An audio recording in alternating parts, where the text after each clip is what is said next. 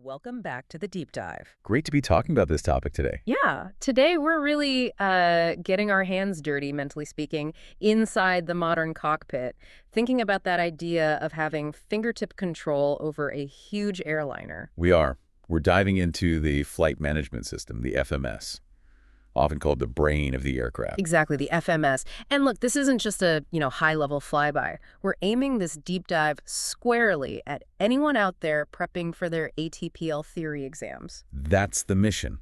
We're taking all this dense operational stuff and pulling out those key knowledge nuggets, the definitions, the procedures, the sequences you absolutely have to know to ace that test. Okay, let's unpack this then. Before we even get into the specific buttons and screens, why? Why was the FMS even created? It wasn't just for, like, a fancy map, right? No, not at all. It really came from solving, let's call it, an operational triple threat. There were 3 primary design goals, and this is a really good place to start conceptually. Okay, what were they? First, dramatically improve navigation accuracy. That was huge. Second, significantly aid fuel efficiency, finding those optimal flight paths, saving fuel. Right, the economics. Precisely.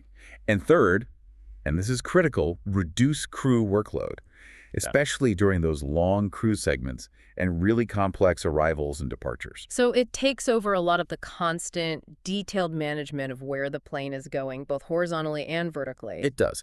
The FMS commands the aircraft using some very sophisticated computers. It does this primarily through 2 guidance modes working together. Let's break those down. First up is lateral guidance. LNAV, yeah. That governs the horizontal flight path. The track across the ground, waypoint to waypoint.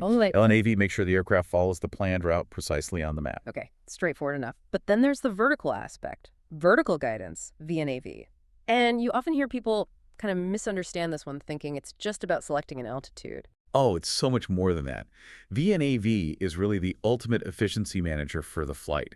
It calculates and dictates the optimum cruise altitudes, taking into account weight, wind, temperature, all that. Okay. And maybe even more importantly, it figures out the best combination of auto-throttle commands and airspeed targets during climb and descent. It's actively managing the aircraft's energy state.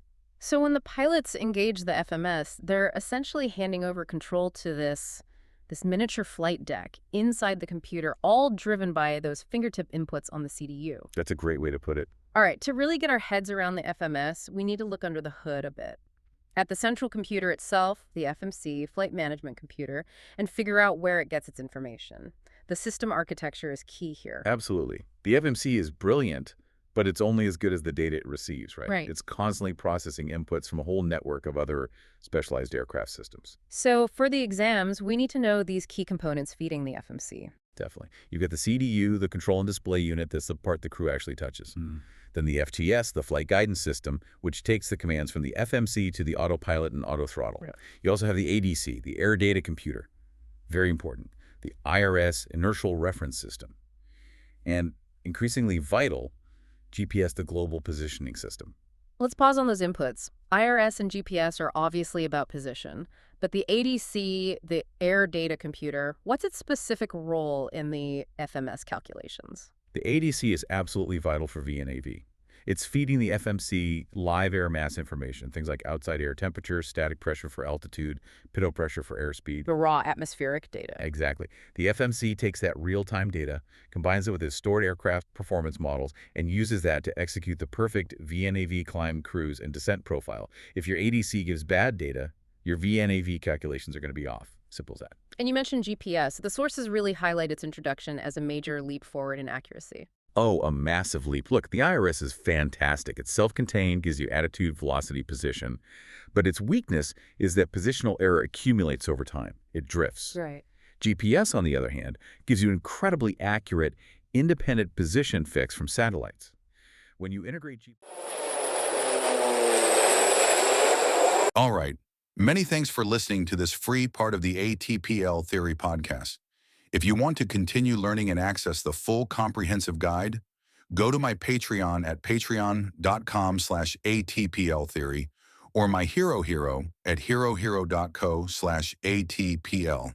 That is patreon.com/ATPLtheory or herohero.co/ATPL.